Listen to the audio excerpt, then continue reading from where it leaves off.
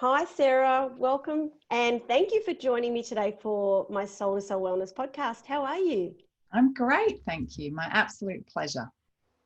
I am so excited to have you on today. And I was fortunate to have attended your Time to Shine weekend with our beautiful mutual friend, Sandy Bell.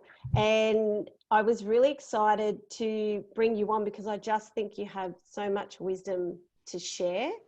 Hmm. And what a beautiful way to do that, but through the podcast medium that lots of people enjoy listening to these days. Yeah, no, it's a great medium. So yeah, it's great to be here. So Mhm. I wanted to start by asking you, what is an intuitive spiritual guide and a light worker? Could you share with us? Sure. So for me, the a spiritual guide and intuitive is it's I would say it's my work of this time in this kind of carnation on this planet, but that kind of feels all a bit too woo-woo for me. I'm a human here right now, and I believe that I'm here to help humans on their journey of evolution. I believe that we come here to Earth to um, for our evolution, to grow. And when we get here as humans, it can be quite confusing because we kind of disconnect from everything that we know. And yeah, it's a pretty confusing kind of journey, I think. And because of my journey, because of my experience as a child, I didn't learn the kind of normal human kind of foundations to create stability and a sense of self. And, I had a very chaotic environment. And so, what that led me to do was to really search for greater meaning of life. I was the kid that was like, why is the grass green? Why am I here? What's this about? I'm really confused. Why are they fighting? Why, I don't belong here. I don't fit here, was my childhood. And so, but what that did was that created this connection to something greater than myself. And so I believe as a light worker, as a intuitive, as a spiritual worker, that my path was set up because if I felt like I belonged, I wouldn't have searched for that connection. If I had security and safety, I wouldn't have had to look elsewhere. So my journey's been very chaotic, very abnormal, very adventurous, um, which has led me to have real experience in many different human aspects. But also, I've had this incredible connection to the divine, I call it, to the truth, to the light. So, a light worker and intuitive, I believe, is somebody that's probably had a abnormal, different kind of upbringing that's made them search for something more. And in that search, they've developed this sense of connection to a divine, which has created a whole new understanding of life. And then as a light worker, I am just programmed to share that with others. So I'm like this, I feel like I'm this kind of beacon that constantly attracts people. And luckily, my whole life has been about helping people. I just constantly attract people that I need to share that wisdom with. Mm. So that's an intuitive. I believe that, we've all got our stories. We're all, we can all be intuitive. But a light worker is just that I've developed that more because I kind of had to, so because of that extremism of disconnection in my human world, the law of polarity in the universe meant that I found, extreme connection in an external, in my divine, because that's kind of how it works. So if I just had a little bit uncomfortable, I would have found a little bit of a connection. But it was so, and my whole life has been so kind of up there that it's led me there. Does that make sense? It does make sense. Your circumstances have guided you to tune in within, looking for a better way, looking for an understanding. And I Mm-hmm. know many of the viewers and listeners today will more than likely resonate with that, because we do tend to attract people in our life who mirror our own our own experiences, Yeah. our own philosophies with life. So Yeah. I resonate with that deeply. Yeah. That's beautiful. And Yeah. so, what kind of things are you helping people with through the work that you do at the moment? So it's really diverse, and I kind of I talk about something called the sweet spot. So it's where the human and the spiritual meet. So I'm not your average spiritual worker who just works in the energy realm, with healing and crystals and all of that. Yes, I do that, but I also work a lot with the mind, because we are here being human, and there's a sweet spot that we balance our human and our spiritual in this kind of space. And if both are in balance, then we're good. So I attract all sorts of people. I attract bankers in who need some help with having their mindset in a way that they can create abundance and that they can do well. I have, divorced mothers coming to me because they feel lost and brokenhearted. So I work with all aspects of people, and working with the mind and the programs and the conditioning to get that really clear, but also bringing in this kind of spiritual aspect of clearing away the past, clearing the energy field, aligning the energy, so, and when both are in harmony, then we're good, because we can work as much as we want spiritually.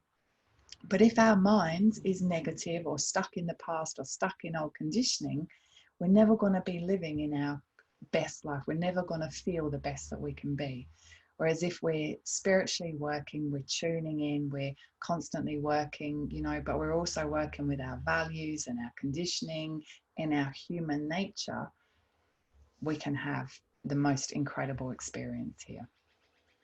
For a lot of people, mastering their mindset is a concept that is quite far-fetched. So, Mm-hmm. can you share with me why mastering your mindset you believe is such an important and integral part of living in this lifetime? Okay, so there's seven universal laws, and one of them is the law of attraction. And they're science based. They're science based. There's no denying them. Mm. Okay, and the law of attraction means that we draw in what we think of. So if we're in our minds and we're stuck in old negative patterns or beliefs or conditioning that isn't what we truly want, we're going to draw that to us, regardless of whether we want it or not, because the law of attraction knows no different. So we have to have a healthy mindset. We have to, be conscious of our thoughts. We have to be conscious of our programming. We're programmed from 0 to 7. And, that programming, we can shift some of it and we can become very aware of it, but it's in there, it's in there. So the more aware we are of it, the more clear we are, the more we can focus in positive ways, which will then bring in our positive life. It's just how it works here in the universe. What does a healthy mindset look like? Because for a lot of us, we only know what our own mindset Mm-hmm. feels and looks like, and we haven't had that experience of what a healthy mindset looks like, or we might not have had an experience of what an unhealthy mindset looks like. So to you, what does a healthy mindset look like? Okay, so if we're in a healthy mindset, we're really accountable who we are. We are focused more on our future and where we are than our past. We're consciously checking in with ourselves. Am I speaking my truth here? Am I living in alignment? Am I coming from my heart or am I coming from my head? Am I stuck in my ego ways, which is, you know, wanting to be right, wanting to be a winner, you know, wanting to prove, or am I comfortable in my skin with who I am? Um, so a healthy mindset is just being really accountable of your words, your actions, you know, and living in alignment with where you want to go and what you desire, and, you know, looking forward positively, and just, yeah, just a real openness and awareness, because our conditioning and our programming at this time has been so heavy, you know, and we've been so held small that, you know, we just, you know, we want to be seen, heard, loved, you know, and that kind of can come out in some really unhealthy ways. So an unhealthy mind is, you know, it's closed, it's judgmental, it's stuck in ego, it only sees one way. It doesn't see a whole picture. It just sees the way of self. You know, it stays in the old conditioning and doesn't challenge or question anything. You know, I call it asleep. Mm. You know, the sleepers. And there's no judgment, because some people, that's their journey this time. But, you know, if we're being accountable and we're working on ourselves, then we can't be in that state. And so, with the circumstances that you were born into and Yeah. the instability that you experienced in your life, how did you come to discover and actually work on your own mindset? That really intrigues me. Okay. So I think it took a lot of years. There was many layers of it. So, you know, because of that old conditioning and that, you know, my programming and my experience, which molded me as a human being, you know, if I look back at myself 20 years ago, she probably wasn't a woman that I would wanted to have been friends with, you know. So it's taken a lot of work on myself. It's taken a lot of accountability, and it's taken a lot of getting into some really difficult situations that, you know, have challenged me to look at myself, my behavior, my ways. So, you know, um, at 16, I was living in a foreign country. I was doing very, very well. And, you know, I was arrested and I was put in prison at 19. I then was in rehab by the time I was 21. I spent 10 years in a fellowship for addiction. I had multiple marriages, you know, and because of my awareness, you know, I've done therapy for my whole life, because I kept showing up going, why do I create this drama? You know, at 18, when I was faced with, you know, 20 years in prison, you know, why have I, because I always knew that I attracted in, you know, and it was my doing. And that was something that was just naturally installed in me. So, you know, I put myself in many situations where I had to go, okay, I need to change if I want my future to be different from where my mindset's going. You know, I grew up in addiction. Like, I didn't know any different. I grew up in, you know, multiple relationships and people coming and going. So I just didn't know any different. So it took all of that experience for me to go, okay, what does Sarah want? Who is Sarah? You know, and a lot of therapists and a lot of work on myself for a long time, and some of that really uncomfortable, you know, yeah, really uncomfortable. And I saw some really incredible therapists through my life that, you know, I kind of worked with for years on, you know, on, yeah, for years, some of them, on really breaking down my unhealthy ways, understanding that my conditioning had created this belief in me, and I was living in those beliefs, you know. So how did I overcome it? I overcome it with a lot of help from some really incredible people, and a lot of self work and a lot of pain and a lot of releasing, to the point where I actually got to go, it's okay. You know, I know who I am. I know what I want. I know how I choose to live. And I'm not perfect, because I'm human, I'm totally accountable, and I live in my full awareness of my words create, my actions create. And if I'm not acting in alignment with where I want to go, or if I'm acting out, or I'm the first one to sit back and go, okay, I'm really sorry, and this isn't who, where I want to be, and checking in and self accountability. And because it's constant work, and we're constantly in different environments where we have to keep stepping up, and yeah. So have I got there? A lot of experience and a lot of work. And yeah, it's been incredible. I wouldn't change any of it. But yeah, I wouldn't say it's been an easy journey to get to a point of, you know, 90% freedom. I love that you discussed that you had mentors. I love Mm-hmm. along the way, because that is something that I wonder what you think around. Can you do this work on your own? Mm-hmm. Or, and what is the power of having a mentor that you resonate with help you on Mm-hmm. your journey? Mm-hmm. For me, we're all really individual. For me, but knowing what I know and the experience that I have, I think that we need support. We need help. You know, yes, we can do it alone, but it's so much.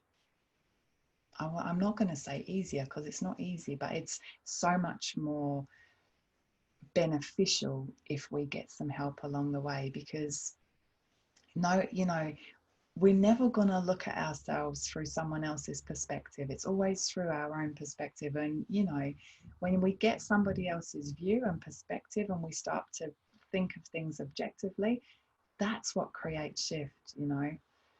I'd say one of my biggest um, experiences of kind of therapy was when I was very young in rehab, and I was in rehab for a really long time, so I didn't have anywhere to go.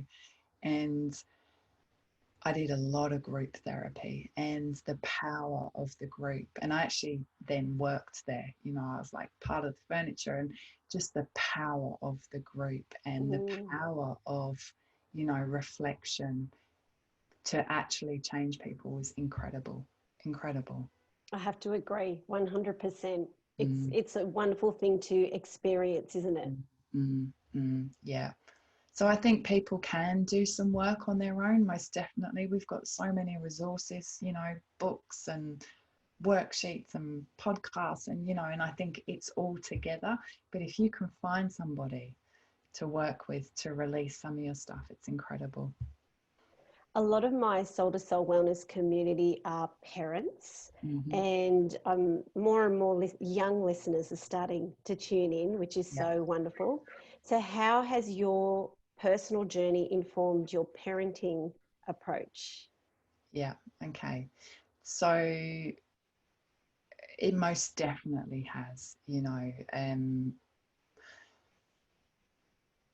I have three children, and my first two I brought up very differently to my last daughter. But I totally understand that she's her own being, and she's an independent soul. And my only spiritual job is to be here and to guide her as much as I can, but it's not my journey.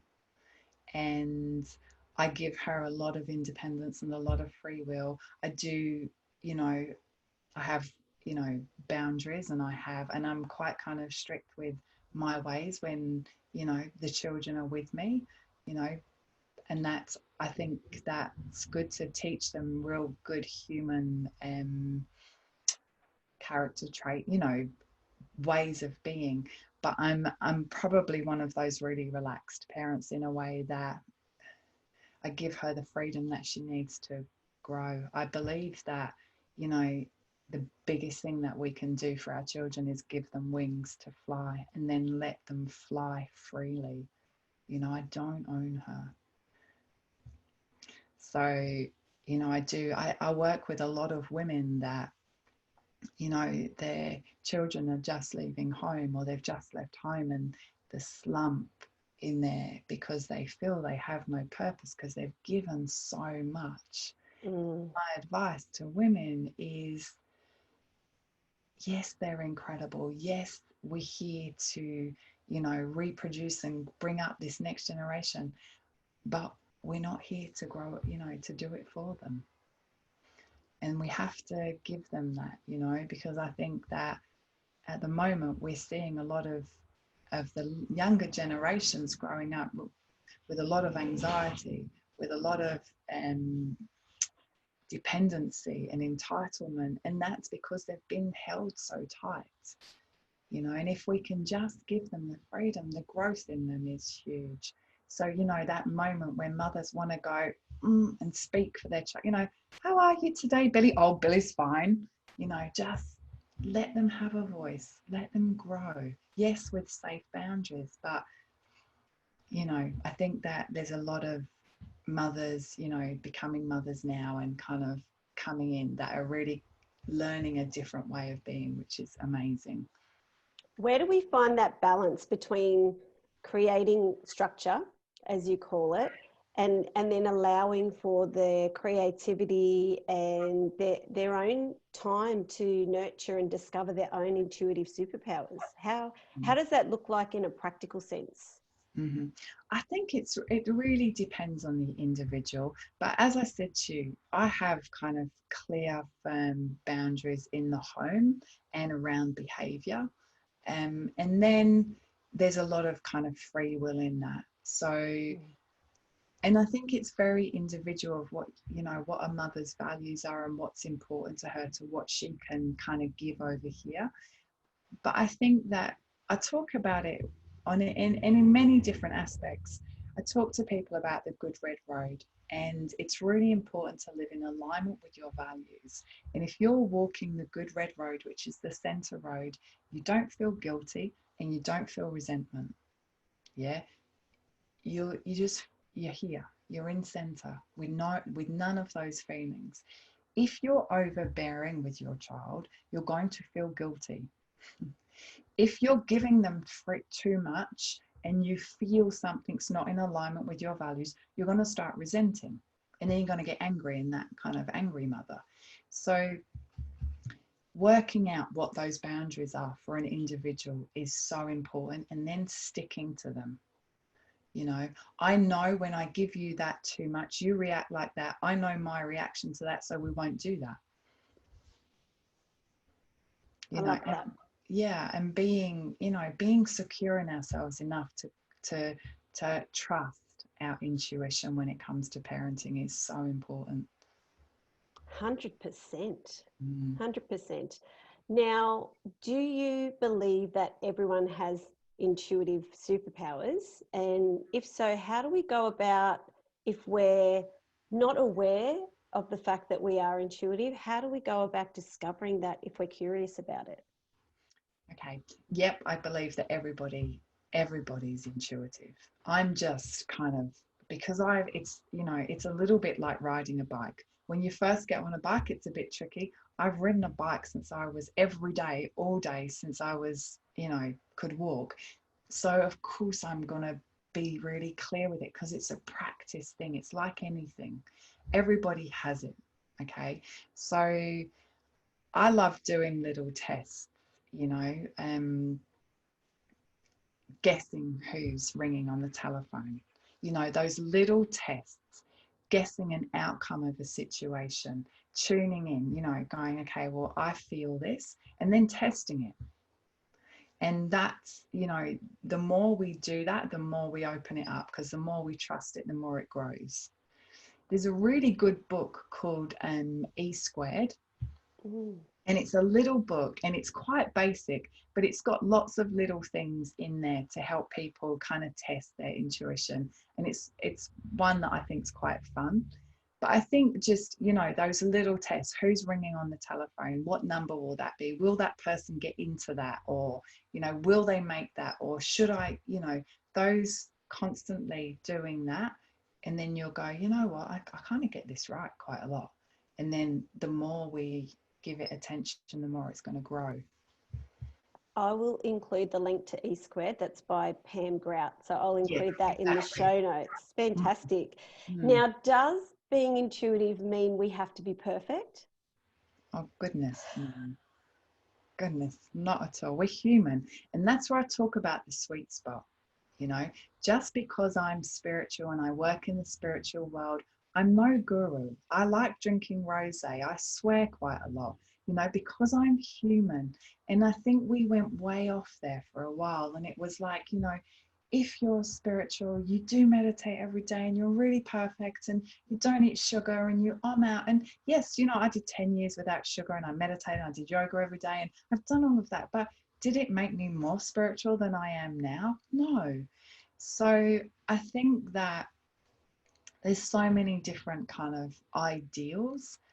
The reality is we're all here as these incredible spiritual beings having a human experience, and humans are pretty dense.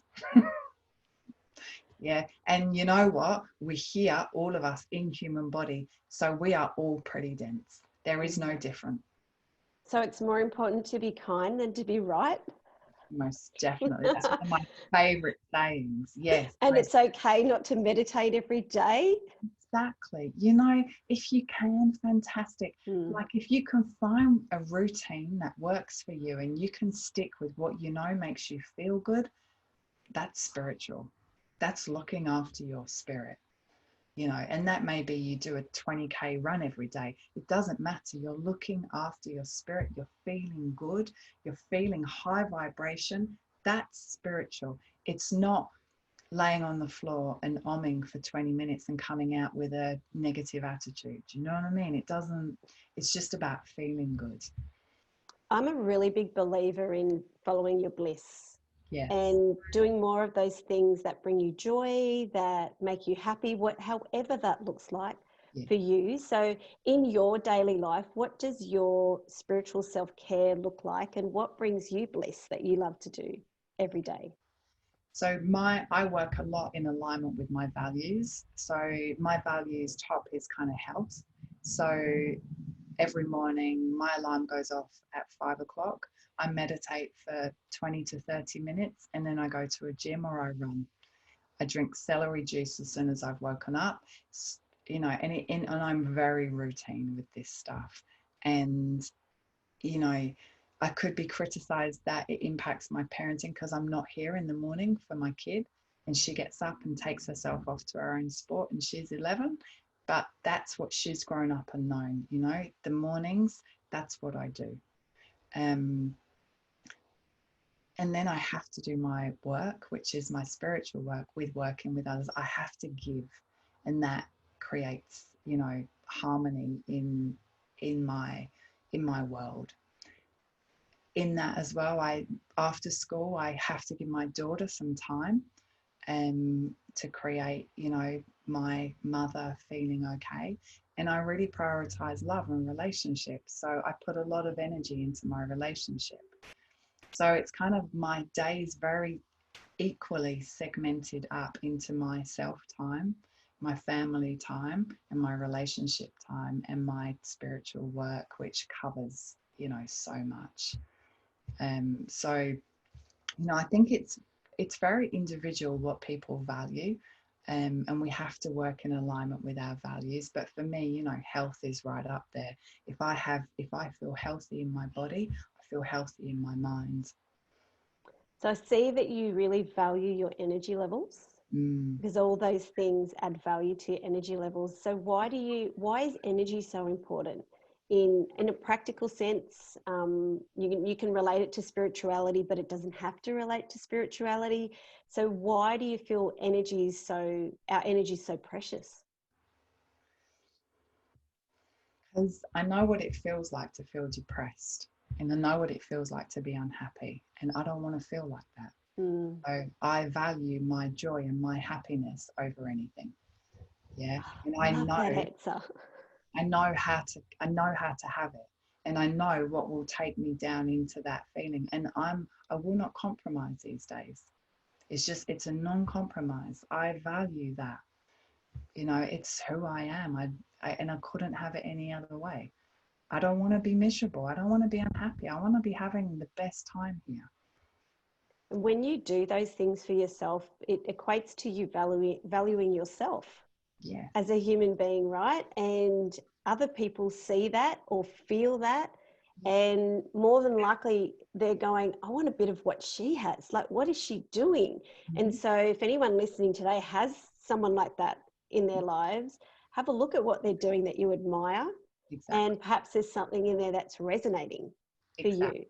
Yeah. That's really cool. And yeah, we have to value ourselves and love ourselves enough to put ourselves first, and occasionally I get that mother guilt of, I have an 11-year-old who's completely independent and self-reliant and probably more like a 20-year-old. And I have to go, wow, I've created that but that's what I've taught her, Yeah. and, she knows that if she really loves sport and stuff as well. So she does it. She doesn't care what else is going on. It's like, no, I do that first. And I think that, if we all could walk around and kind of live in our values and value ourselves enough to put them first, all that kind of martyr victim energy would just dissipate. Beautiful. So I know on a weekly basis that you have your weekly alignment video from memory. Yeah. So So for anyone that is watching it or would like to watch it, what do you share with us in your weekly enlightenment video? So that's a once a week check in. I explain what energy is happening. I bring up a topic of the week. And I have a really great subscription group. We all tune in. And so, yeah, I share whatever's going on that week, planetary wise, energy wise, or whatever I feel is happening. And then we do a energy alignment I do a guided meditation, but because I'm an energy worker, I work energetically with the group. And it's incredible as that group's growing, the energy is just, yeah, it's grown global right now, which is just amazing. So yeah, it's a very powerful kind of reset check-in every week, and just holding people accountable. Where are you at? What's going on? How have you been behaving? What's happening, and just giving people a little bit of a insight too of what's happening energetically. So, if there's a full moon and you're feeling really tired or you haven't slept, it's okay. Here's why. These are the things that you could do to help rectify that, or, clear that energy. So I give homework every week, journaling or ritual work, or yeah, it's a really cool check-in. I love that. So how can people use what you share and your teachings? Because I'm all about taking action. Yep. So, we can learn so much, but if we're not actually integrating it into our life somehow, then we don't get to actually experience the full power of the Mm-hmm. teachings. So, how then do people take what resonates with them and integrate it into their lives? So with those live sessions, obviously it's a group, and I give them homework and I give them activities to do every week to stay accountable for the work that we're doing. When it's private one-on-one sessions, I'm very direct in the work. So I I kind of will tune in to what I know people really want to work on, and I give people practical ways to go and work and to change their ways, you know, and I'm very clear. There's no wishy-washy or you could. It's like these are the behavior things that you have to shift. Here are ways that you could do it. When you want to say yes as a people pleaser, I challenge you 3 out of 5 times to say not now. And so Beautiful. it makes a difference, because as you say, you can learn everything, but if you're not practicing it, it's pointless. Mm. And can we come to see you for anything? Do we have to have a problem, or can we come and see you if we're in a different stage of our journey? Mm. So I see all sorts of people. I see people every week going through trauma and take them through their trauma until they're free. I see people call me their check-in, and they come, once a quarter for their energetic and mental tune-up. And And people come to me with huge life traumas. Other people just come because they go, oh my God, my girlfriend saw you and said you were really cool. I just wanted to like see what you do, you know, and they have no expectation, no idea. So there's no, if somebody is drawn to see me, they need to see me for whatever it is, and it will always show up in a session, and they leave and go, oh my God, I'm so pleased I saw you, you know, just shifted a big bag or something. So yeah, whatever. What exciting things do you have on at the moment that you'd love to share with my community today? So I'm loving the weeklies, and as that's growing, the live sessions, that's amazing. I've just been asked to join a group of 6 meditation teachers on an app called the Med Collective. So that launches next week. So that's super fun. They're an incredible group of facilitators. So there's that. I'm also writing my book. So I want to share my story to say it's okay if I can get to where I am, so can you. Wonderful. And will you and Sandy be recreating Time to Shine or creating any more magic together?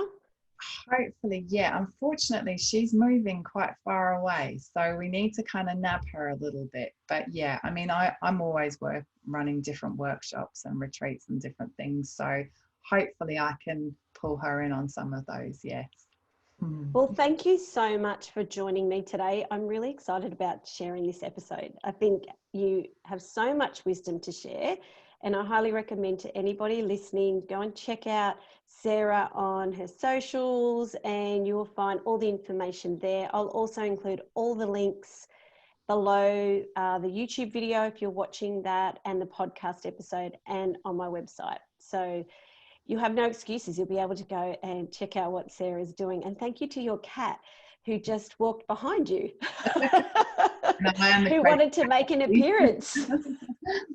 Excellent. Oh, it's been an absolute pleasure to talk to you. Thank you for inviting me on today. Real fun. It's my pleasure, and I feel very blessed for having you on today. So thank you, Sarah. Mm-hmm.